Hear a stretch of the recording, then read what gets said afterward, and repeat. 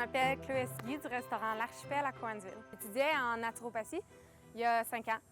Puis j'ai comme décidé que ma manière de partager le bien-être, ça allait être à travers la nourriture. J'ai été une des chanceuses qui a eu une première job étudiante dans une cuisine puis qui a trippé finalement. Ce qui a mené à l'ouverture du restaurant à l'été 2016. Il y a 2 ans, je me suis donné 3 ans pour avoir un restaurant 100% local.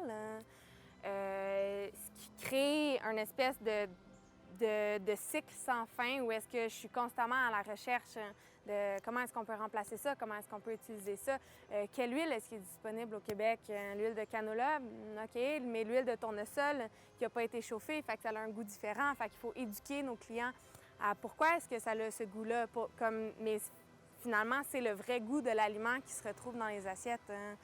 C'est pas des aliments hyper transformés, tout est fait directement ici au restaurant. C'est une cuisine locale, c'est une cuisine durable. On se retrouve avec une clientèle qui veut être informée puis qui pose beaucoup de questions. Ce qui est disponible dans les champs en début avril, mi-avril, que ce soit des épinards, les poireaux déneigés de l'année passée, le reste des patates grelots, un peu de bétacarde, un peu de mesclun. Qu'est-ce qu'on fait avec ça? Je pense que c'est là qu'il est important d'entrer dans la déshydratation, la fermentation, la congélation, faire des pâtes, faire des confits pour être capable que quand on se ramasse dans ces moments-là de l'année où est-ce que soit les légumes commencent à émerger ou les légumes commencent à disparaître à la fin de l'été, puis où est-ce qu'on se ramasse avec des panais, des carottes, des betteraves, des choux, des oignons, des patates, des topinambours, ce qui est la réalité au Québec. Il faut qu'on soit capable de donner quelque chose d'intéressant quand même à nos clients. C'est de ces légumes-là qu'on reçoit et des légumes non vendus du marché qui se ramassent ici le samedi après-midi, le lundi matin, après des fins de semaine où est-ce que voici ce qu'on n'a pas écoulé, voici ce qu'on n'a pas vendu. Nous autres, on le transforme, puis après ça, c'est réutilisé plus tard dans l'année dans les assiettes ou revendu à travers la coopérative du terroir solidaire en ligne ou directement à différents points de vente dans les cantons de l'Est. 60% de ce qu'on transforme est pour l'utilisation directe au restaurant, donc durant l'hiver, printemps, mais aussi directement achetable aux clients directement au restaurant.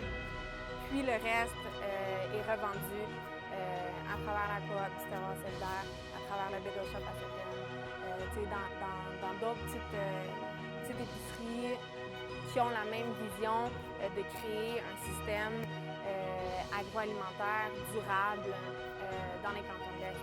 C'est qu'on soit capable que ce qui est poussé ici soit transformé ici, soit revendu ici, acheté ici, consommé ici.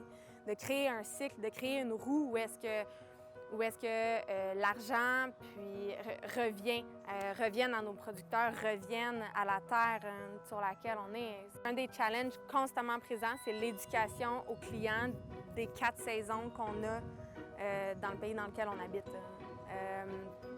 Il n'y a pas de citron, il n'y a pas d'avocat, il n'y a pas d'agrumes, il y a des agrumes, mais ils sont poussés en serre à Laval.